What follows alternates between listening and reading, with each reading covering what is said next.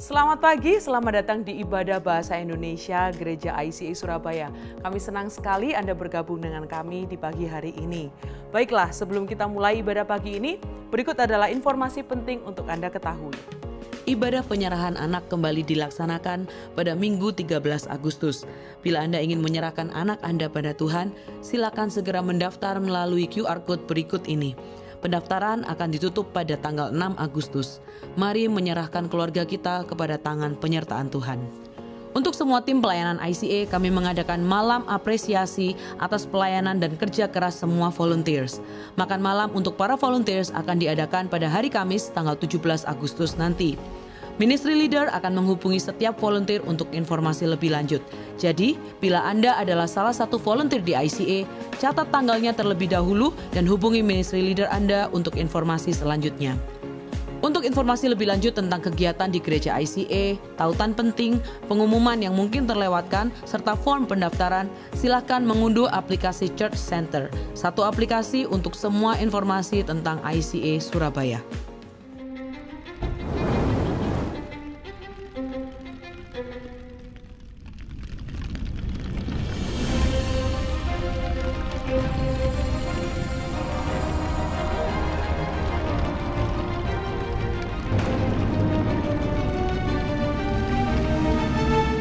Shalom, selamat pagi Bapak Ibu Saudara sekalian yang terkasih dalam Tuhan Yesus Kristus. Selamat datang, selamat bergabung kembali bersama kami di dalam Ibadah Bahasa Indonesia ICA.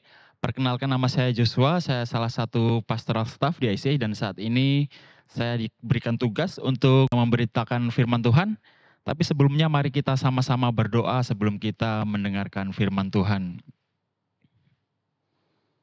Allah Bapa kami, terima kasih atas pagi hari ini Tuhan, terima kasih atas berkat-Mu, terima kasih atas penyertaan-Mu di dalam kehidupan kami. Kami sangat bersyukur ya Tuhan, bahwa kami mempunyai Allah seperti Engkau, Allah yang maha baik, Allah yang maha pengasih. Dan kami percaya Tuhan, bahwa pagi hari ini Tuhan, dimanapun kami berada, Engkau bersama-sama dengan kami, Engkau menyertai kami Tuhan, dan sebentar kami akan mendengarkan firman-Mu Tuhan. Kiranya Engkau yang membuka hati kami, Engkau membuka telinga kami Tuhan, Engkau berikan kami hikmat-Mu, kiranya kami boleh mengerti apa yang menjadi kehendak-Mu Tuhan, dan kami boleh mengerti Tuhan sebagian dari firman-Mu ya Tuhan. Dan biarkanlah firman-Mu menjadi terang buat kehidupan kami Tuhan. Terima kasih Yesus, terima kasih Roh Kudus. Kami serahkan ibadah pagi hari ini ke dalam tangan-Mu, di dalam nama Tuhan kami Yesus Kristus, kami berdoa. Haleluya. Amin. Nah saudara, pagi hari ini kita memasuki pada seri yang ke-6 yaitu dari Perang dan Damai. Ini merupakan seri yang cukup panjang dan subjudul kita adalah tentang karunia roh dan ini adalah seri yang terakhir dari karunia roh ya saudara. Kalau kita boleh mengingat kembali apa yang telah kita pelajari di minggu-minggu yang lalu saudara. Karunia roh ini adalah karunia yang diberikan oleh Roh Kudus kepada setiap orang percaya. Kita semua orang percaya mengakui kita mempunyai iman kepada Tuhan Yesus Kristus dan Allah Bapa telah mengaruniakan keselamatan melalui Tuhan kita Yesus Kristus. Sedangkan Tuhan kita Yesus Kristus mengaruniakan Roh Kudus kepada kita semua, kepada orang-orang percaya. Bahwa setiap orang yang percaya akan mendapatkan karunia dari Roh Kudus. Dan Roh Kudus memberikan karunia-karunianya kepada setiap kita semua tanpa terkecuali saudara. Apabila saudara adalah orang yang percaya bahwa Yesus adalah Tuhan, maka saya percaya bahwa Tuhan Yesus memberikan Roh Kudus dan Roh Kudus memberikan karunia-Nya kepada kita semua, kepada saudara. Nah saudara, ada banyak sekali karunia-karunia Roh Kudus yang disebutkan di dalam Alkitab. Dan saudara bisa mempelajari semuanya, saudara bisa membandingkan dari 1 Korintus 12 dan juga dari Efesus 4, dari Roma 12. Saudara bisa membandingkannya dan saudara bisa membacanya di rumah. Tapi kita akan mereview kembali apa saja karunia-karunia roh itu. Kalau di Alkitab disebutkan bahwa ada karunia kerasulan, yaitu karunia kerasulan itu adalah karunia apostolik, yaitu apostol yang artinya adalah seorang utusan. Jadi karunia kerasulan, orang yang punya karunia kerasulan itu adalah orang yang siap untuk diutus, orang yang mempunyai berbagai karunia, bisa dibilang dia mempunyai lebih banyak karunia daripada orang-orang lain, dan siap untuk menjadi utusan Allah, yaitu menjadi pondasi di dalam sebuah gereja. Dia memberitakan firman Tuhan, dia juga mengajar, dia juga mengembalakan. Itu adalah karunia kerasulan, saudara. Dan ada lagi karunia kenabian atau karunia bernubuat. Itu merupakan karunia yang bisa dibilang karunia untuk menjadi penyambung lidah Allah. Jadi orang yang mempunyai karunia kenabian ini, dia akan mengetahui atau dia akan mendengar apa yang menjadi keinginan Allah, apa yang menjadi perintah Allah, dan dia menjabarkannya, dia menyampaikannya kepada jemaat. Sehingga boleh dibilang apa yang diperkatakan oleh nabi ini adalah perkataan Allah. Dan orang yang mempunyai karunia kenabian mempunyai tugas, mempunyai tanggung jawab untuk menyampaikan apa yang menjadi perintah Allah, sehingga jemaat bisa mengetahui, saudara, apa yang menjadi perintah Allah itu. Dan ada juga karunia untuk mengajar, yaitu menjelaskan tentang firman Allah dan memberi pemahaman yang benar kepada jemaat tentang firman Allah. Ada karunia melakukan mukjizat dan juga penyembuhan. Ini adalah karunia yang mungkin kita bisa lihat semacam kekuatan supranatural. Orang yang punya kekuatan supranatural ini adalah orang yang punya karunia sebagai alat perantara di dalam melakukan atau menyampaikan kuasa Allah kepada kita jemaat yang membutuhkan. Kalau ada orang sakit, dia berdoa, dia memintakan doa kepada Allah dan orang itu akan disembuhkan dan sebagainya, saudara. Ada juga karunia untuk melayani. Ini adalah karunia yang sangat banyak kita lihat, saudara.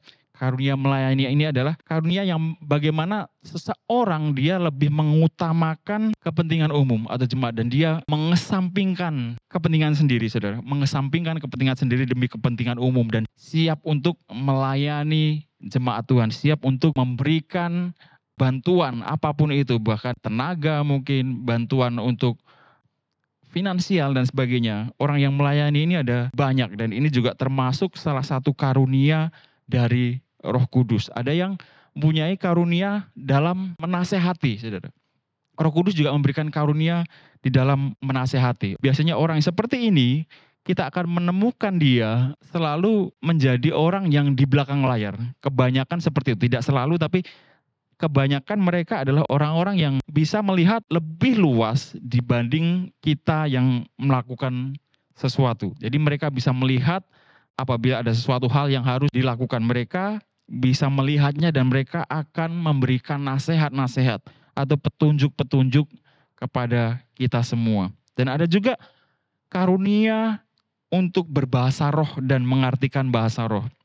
Nah, mungkin di dalam gereja karismatik saudara pernah mendengar, atau kalau mungkin saudara pernah mengikuti ibadah di gereja karismatik selain di ICA, saudara bahkan sering melihat praktek dari karunia ini, yaitu bahasa roh ini. Banyak gereja-gereja yang mereka melakukan bahasa roh ini di dalam ibadah mereka, di dalam gereja, di dalam persekutuan, di ibadah di setiap hari Minggu. Nah, saudara, mungkin kalau saudara lihat di ICA kita sangat jarang menggunakan bahasa roh ini, karena setahu saya di ICA kita tidak tahu ada orang yang bisa mengartikannya.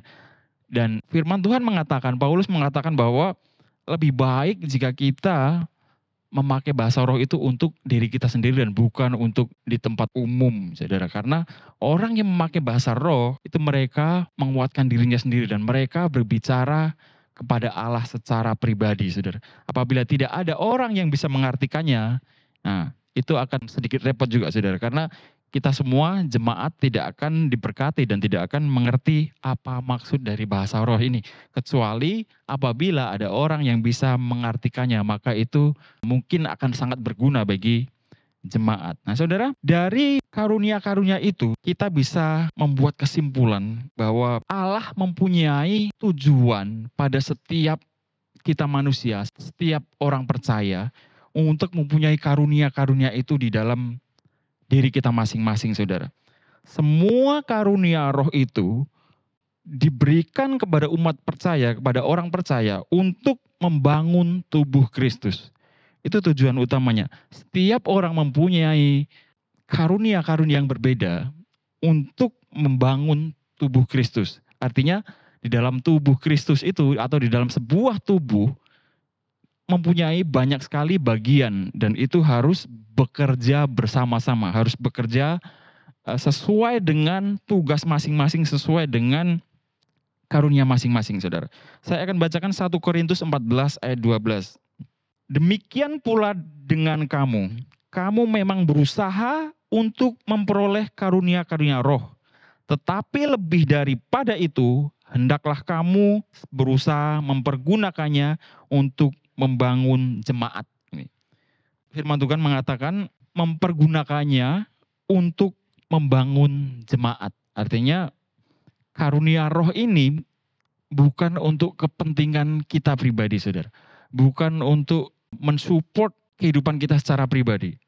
Bukan untuk kita melakukan hal-hal atau keuntungan kelompok yang bukan dari tubuh Kristus, yang bukan dari jemaat Tuhan.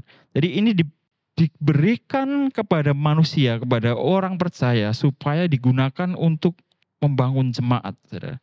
Nah, ini dari beberapa ayat, dari beberapa bahasan yang Paulus berikan, yang Paulus katakan di dalam surat-suratnya, termasuk di dalam 1 Korintus ini, saudara. Paulus ingin kita tahu bahwa tubuh Kristus ini harus bekerja bersama-sama, saudara.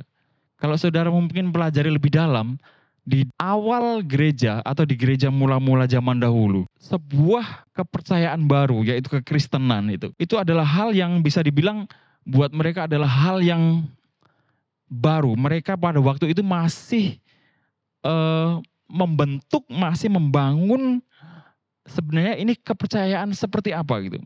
Banyak dari orang percaya masih meraba-raba gitu.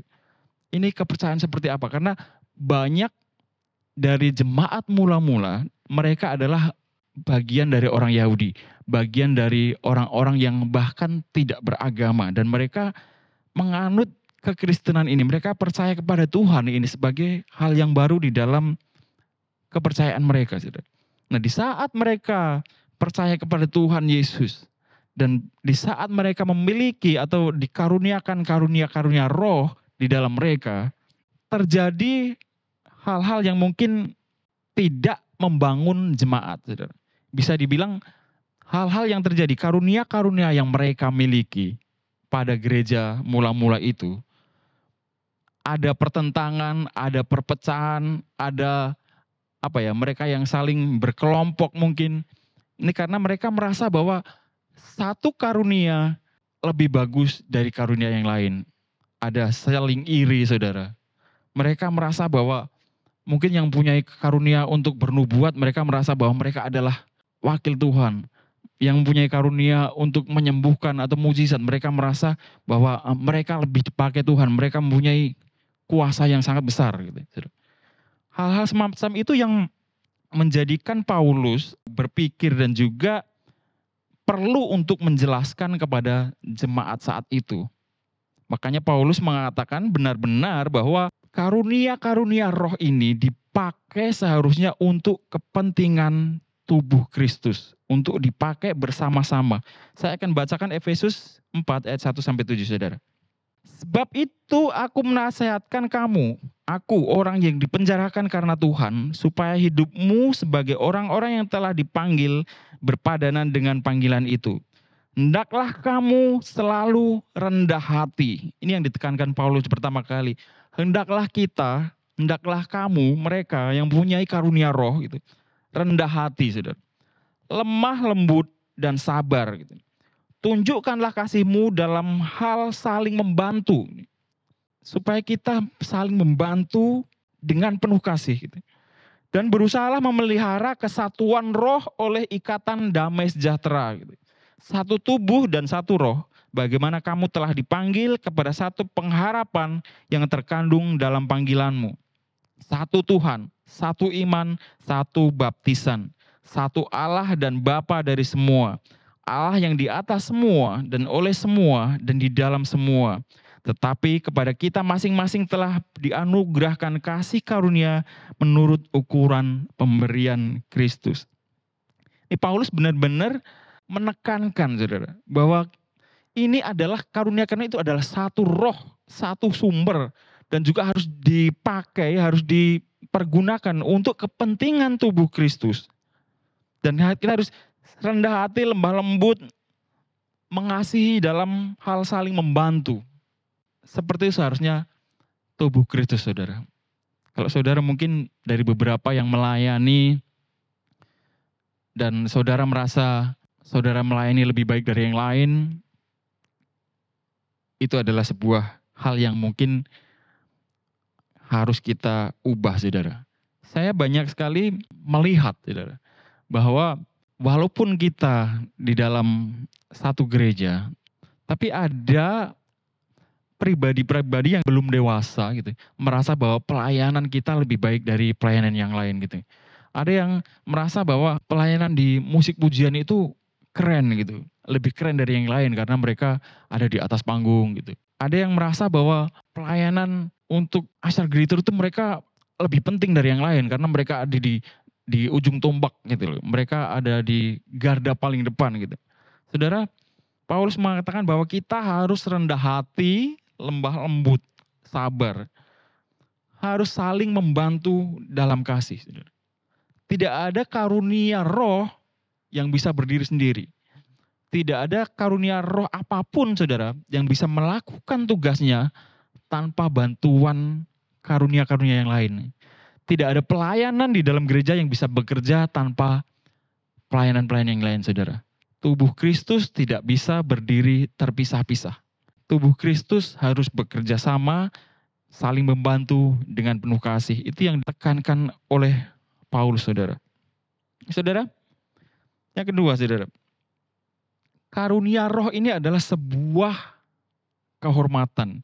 Kenapa saya bilang sebuah kehormatan, saudara? Mari kita baca 1 Korintus 12 ayat 7-11. Tetapi kepada tiap-tiap orang dikaruniakan pernyataan roh untuk kepentingan bersama. Sebab kepada yang seorang, roh memberikan karunia untuk berkata-kata dengan hikmat. Dan kepada yang lain, roh yang sama memberikan karunia berkata-kata dengan pengetahuan. Kepada yang seorang, roh yang sama memberikan iman, dan kepada yang lain ia memberikan karunia untuk menyembuhkan. Kepada yang seorang, roh memberikan kuasa untuk mengadakan mukjizat, dan kepada yang lain ia memberikan karunia untuk bernubuat. Dan kepada yang lain lagi, ia memberikan karunia untuk membedakan bermacam-macam roh. Kepada yang seorang yang memberikan karunia untuk berkata-kata dengan bahasa roh, dan kepada yang lain ia memberikan karunia untuk menafsirkan bahasa roh itu. Yang terakhir, saudara. Tetapi semuanya ini dikerjakan oleh roh yang satu dan yang sama yang memberikan karunia kepada tiap-tiap orang secara khusus. Seperti yang dikendakinya. Nih, saya menggarisbawahi kalimat yang mengatakan diberikan, dikerjakan oleh roh yang satu dan yang sama yang memberikan karunia kepada tiap-tiap orang secara khusus. Ini, saudara. Saudara pernah berpikir enggak? Kita manusia diselamatkan oleh karena kasih karunia. Segala kejahatan kita, segala dosa kita, Tuhan telah ampuni. Dan itu adalah karena kasih karunia Tuhan. Bukan karena kebaikan kita. Bukan karena betapa hebatnya kita. Bukan karena betapa sucinya kita. Bukan karena ketaatan kita, saudara. Keselamatan itu diberikan karena memang Tuhan mengasihi kita. Kita adalah pribadi orang-orang yang tidak layak untuk diselamatkan. Tapi Tuhan memberikan keselamatan itu, saudara. Dan di sini, saudara, Allah memberikan kita tiap-tiap orang secara khusus karunia-karunia itu. Bagi saya ini adalah sebuah kehormatan bahwa Allah memikirkan setiap detail apa yang seharusnya kita lakukan di dalam tubuh Kristus. Kalau saudara mempunyai karunia apapun itu, saudara, itu adalah sebuah kehormatan dari Allah. Bahwa Allah menunjuk saudara, kita semua, untuk melakukan tugas kita di dalam tubuh Kristus.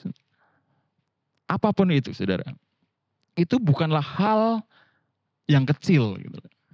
Sebuah kehormatan untuk bisa melayani Tuhan pencipta alam kita. Yohanes Pembaptis mengatakan bahwa untuk sekedar membuka tali kasutnya pun kita tidak layak. Tali kasut itu digambarkan adalah sebuah hal yang kotor. Dan untuk sekedar menyentuh hal yang kotor itu pun gitu, kita tidak layak. Kita jauh lebih kotor daripada tali kasut. Itu yang mau digambarkan oleh Yohanes Pembaptis. Makanya saya mengatakan bahwa karunia roh itu adalah sebuah kehormatan buat kita. Karena Allah memikirkan setiap detailnya, Allah memberikan kita modal, Allah memberikan kita kesempatan untuk kita bisa mempergunakannya untuk kepentingan jemaat Tuhan, untuk kepentingan tubuh Kristus, saudara. Saudara, kalau saudara mempunyai karunia-karunia itu, Tuhan mau supaya saudara menggunakannya untuk kepentingan tubuh Kristus, saudara. Itu adalah sebuah kehormatan gitu. Yang saya sendiri jujur, kalau saya pikir tentang bagaimana masa lalu saya, bagaimana background saya, saudara, saya bisa menyampaikan firman Tuhan, saya bisa bicara kepada saudara semua. Ini adalah sebuah kehormatan yang sangat besar buat saya untuk bisa melayani saudara, untuk bisa melayani tubuh Kristus, saudara. Karunia roh yang Tuhan berikan adalah sebuah kehormatan untuk kita semua, saudara. Dan yang terakhir, saudara, karunia roh itu diberikan sebagai tanggung jawab. Kita mempunyai tanggung jawab atas karunia-karunia yang telah Tuhan berikan buat kita. Karunia roh yang Tuhan berikan itu bukan cuma sebagai pajangan, saudara, bukan cuma sebagai hal yang bisa kita abaikan. Dengan karunia roh yang ada pada kita, kita mempunyai tanggung jawab untuk memakainya untuk kepentingan tubuh Kristus, untuk kepentingan jemaat Tuhan. Sebagai orang-orang yang telah diselamatkan, sebagai orang-orang yang tahu berterima kasih, adalah tanggung jawab kita untuk mempergunakan karunia-karunia roh yang telah Tuhan berikan. Saya akan bacakan Roma 12 ayat 1-8, saudara. Karena itu saudara-saudara, demi kemurahan Allah, aku menasehatkan kamu supaya kamu mempersembahkan tubuhmu sebagai persembahan yang hidup, yang kudus, dan yang berkenan kepada Allah. Itu adalah ibadahmu yang sejati. Janganlah kamu menjadi serupa dengan dunia ini, tetapi berubahlah oleh pembaharuan budimu, sehingga kamu dapat membedakan manakah kehendak Allah, apa yang baik, yang berkenan kepada Allah, dan yang sempurna. Berdasarkan kasih karunia yang dianugerahkan kepadaku, aku berkata kepada setiap orang di antara kamu, janganlah kamu memikirkan hal-hal yang lebih tinggi daripada yang patut kamu pikirkan, tetapi hendaklah kamu berpikir begitu rupa sehingga kamu menguasai diri menurut ukuran iman yang dikaruniakan Allah kepada masing-masing. Sebab sama seperti pada satu tubuh kita mempunyai banyak anggota, tetapi tidak semua anggota itu mempunyai tugas yang sama. Ini saudara, kita adalah satu tubuh dan setiap kita adalah anggota tubuh Kristus. Kita mempunyai tugas yang berbeda-beda. Tidak semua anggota tubuh itu mempunyai tugas yang sama, saudara. Tugasnya berbeda-beda. Sebab sama seperti pada satu tubuh kita mempunyai banyak anggota, tetapi tidak semua anggota itu mempunyai tugas yang sama.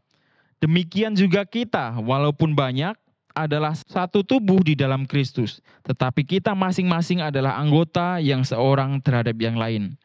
Demikianlah kita mempunyai karunia yang berlain-lainan menurut kasih karunia yang dianugerahkan kepada kita. Jika karunia itu adalah untuk bernubuat, baiklah kita melakukannya sesuai dengan iman kita. Jika karunia untuk melayani, baiklah kita melayani.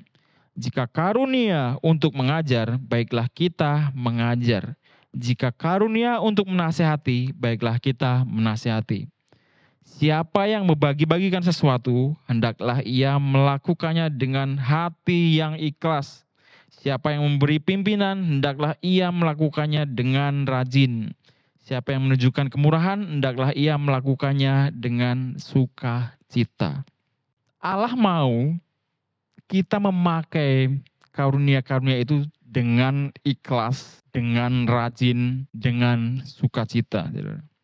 Tanggung jawab kita sebagai orang percaya adalah memberikan persembahan kita kepada Tuhan. Tubuh kita, hidup kita telah ditebus oleh Allah. Telah ditebus oleh Tuhan kita Yesus Kristus. Makanya Paulus mengatakan supaya kita mempersembahkan tubuh kita sebagai persembahan yang hidup dan yang kudus. Termasuk segala karunia roh yang Tuhan berikan. Karunia-karunia yang Tuhan berikan kepada kita. Itu hendaklah kita pakai sebagai persembahan kita kepada Tuhan. Karena Tuhan telah menebus kita. Karena Tuhan telah menyelamatkan kita. Tanggung jawab kita, orang yang memiliki karunia roh, orang yang diselamatkan adalah memberikan apa yang telah diberikan Tuhan kembali kepada Dia, untuk kepentingan jemaat Tuhan, saudara. Hendaklah kita melakukannya dengan hati yang ikhlas.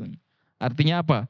Jangan kita bersungut-sungut, jangan kita merasa itu adalah sebuah beban, saudara. Tanggung jawab yang saya maksud adalah kita melakukan ini karena kita mencintai Tuhan. Gitu. Kita melakukan ini sebagai rasa terima kasih kita gitu, kepada Tuhan. Hendaklah kita melakukannya dengan rajin. Gitu. Lakukan sebaik mungkin apa yang bisa kita lakukan. Dengan sukacita. Kenapa kita harus bersuka cita ya? Karena Tuhan mau kita melakukannya dengan ikhlas, saudara. Dengan sukacita, dengan penuh hati yang senang gitu. Jangan kita melayani Tuhan, jangan kita memakai karunia-karunia kita sebagai sebuah beban, sebagai sebuah suatu hal yang memberatkan kita, saudara. Bukan hal seperti itu. Kita harus melakukannya dengan penuh sukacita, dengan ikhlas. Tanggung jawab yang diberikan Tuhan kepada kita adalah supaya kita memakai karunia roh kita untuk kepentingan tubuh Kristus. Nah, saudara, bagi saudara yang mempunyai karunia dan mungkin saudara belum memakainya untuk kepentingan gereja, untuk kepentingan tubuh Kristus, saya harap melalui firman ini kita semua dikuatkan untuk kita bisa memakai apa yang Tuhan berikan, karunia-karunia yang Tuhan berikan untuk kepentingan gerejanya. Mari kita tutup, saudara, kita sama-sama berdoa. Kita akan akhiri ibadah pada pagi hari ini. Allah Bapa kami, terima kasih Tuhan atas firman-Mu pagi hari ini. Terima kasih kami boleh belajar mengenai karunia yang telah Engkau berikan buat kami Tuhan. Dan kami berdoa Tuhan bahwa Engkau akan selalu menguatkan kami Tuhan. Mengajar kami Tuhan untuk memberikan yang terbaik buat Engkau. Untuk memakai segala karunia yang telah Engkau berikan untuk kepentingan gereja-Mu ya Tuhan. Sebuah kehormatan buat kami semua Tuhan bahwa kami boleh menjadi anak-anak-Mu. Sebuah kehormatan buat kami boleh melayani Engkau Tuhan. Sebuah kehormatan buat kami bahwa kami boleh menerima karunia-karunia-Mu Roh Kudus. Dan kami mau menjadi pribadi yang berterima kasih. Kami mau menjadi pribadi yang bertanggung jawab. Yang memakai apa yang telah Engkau berikan buat kepentingan gereja-Mu ya Tuhan. Kiranya Engkau tegur kami, Engkau hindarkan kami dari segala kepentingan pribadi. Mementingkan kepentingan pribadi Tuhan. Kami mau untuk memprioritaskan Engkau dan jemaat-Mu ya Tuhan. Terima kasih Yesus. Terima kasih Roh Kudus. Kiranya makin Engkau perlengkapi kami. Engkau tetap pakai kami di dalam tubuh-Mu Tuhan. Di dalam kerajaan-Mu. Engkau lipat gandakan segala talenta Tuhan. Apapun demi kebesaran nama-Mu Tuhan. Kami mau menyerahkan seluruh hidup kami ke dalam tangan-Mu Tuhan. Terima kasih Yesus. Terima kasih Roh Kudus. Jikalau kami boleh mengakhiri ibadah kami pada pagi hari ini Tuhan, kiranya Engkau tetap beserta di dalam kehidupan kami, setiap sisi kehidupan kami Tuhan, kami menyerahkannya ke dalam tangan-Mu. Pekerjaan kami, keluarga kami, sekolah kami mungkin Tuhan, pelayanan kami Tuhan, kami mau menyerahkannya ke dalam tangan-Mu. Kiranya Engkau pakai kami untuk kepentingan kebesaran nama-Mu Tuhan. Engkau pakai kami lebih lagi ya Tuhan. Biarkanlah apa yang telah Engkau berikan buat kami semua, kami boleh mengembalikannya untuk kebesaran nama-Mu ya Tuhan. Terima kasih Yesus, terima kasih Roh Kudus. Kami tutup ibadah kami pada pagi hari ini ke dalam tangan-Mu. Di dalam nama Tuhan kami Yesus Kristus kami berdoa. Haleluya. Amin. Terima kasih saudara telah mengikuti ibadah online pada pagi hari ini. Sampai bertemu kembali minggu depan di dalam seri berikutnya. Sampai jumpa, Tuhan Yesus memberkati. Kami senang Anda bergabung dengan ibadah ICA hari ini. Selamat berakhir pekan dan sampai jumpa minggu depan. Tuhan berkati Anda dan keluarga. Ibadah penyerahan anak kembali dilaksanakan pada Minggu 13 Agustus. Bila Anda ingin menyerahkan anak Anda pada Tuhan, silakan segera mendaftar melalui QR Code berikut ini. Pendaftaran akan ditutup pada tanggal 6 Agustus. Mari menyerahkan keluarga kita kepada tangan penyertaan Tuhan. ICA membuka kesempatan untuk Anda dapat bergabung menjadi volunteer di ICA untuk melayani dalam bidang service media dan juga hospitality. Untuk mendaftarkan diri menjadi volunteer di ICA, Anda bisa scan QR Code di layar atau di meja informasi yang ada di lobi. Mari melayani Tuhan dan memberkati gerejanya. Untuk semua tim pelayanan ICA, kami mengadakan malam apresiasi atas pelayanan dan kerja keras semua volunteers. Makan malam untuk para volunteers akan diadakan pada hari Kamis tanggal 17 Agustus nanti. Ministry leader akan menghubungi setiap volunteer untuk informasi lebih lanjut. Jadi, bila Anda adalah salah satu volunteer di ICA, catat tanggalnya terlebih dahulu dan hubungi ministry leader Anda untuk informasi selanjutnya. Untuk informasi lebih lanjut tentang kegiatan di gereja ICA, tautan penting, pengumuman yang mungkin terlewatkan, serta form pendaftaran, silakan mengunduh aplikasi Church Center, satu aplikasi untuk semua informasi tentang ICA Surabaya. Memberikan persembahan menjadi semakin mudah. Silakan scan QR Code di layar dengan menggunakan aplikasi bank Anda atau kunjungi icasby.com/giving untuk informasi lebih lanjut. Kelompok kecil adalah cara terbaik untuk terhubung dan bertemu dengan lebih banyak teman di ICA. Apabila Anda belum tertanam dalam komunitas Go Group di ICA, silakan kunjungi website ICA atau buka dari aplikasi Church Center untuk menemukan Go Group yang tepat bagi musim kehidupan Anda saat ini. Mari bertumbuh melalui Go Group. Kami rindu untuk bisa mendoakan Anda. Bagikan pokok doa Anda melalui tautan bit.ly/ICA Prayer Online dan bersama kita melangkah dan percaya bahwa Tuhan bekerja. ICA Prayer Service diadakan setiap hari Selasa pada pukul 6.30 sampai 7.30 malam lewat Zoom. Anda bisa mengunjungi Instagram kami @ICSBY untuk mendapatkan meeting ID-nya. Mari menyembah dan berdoa bersama.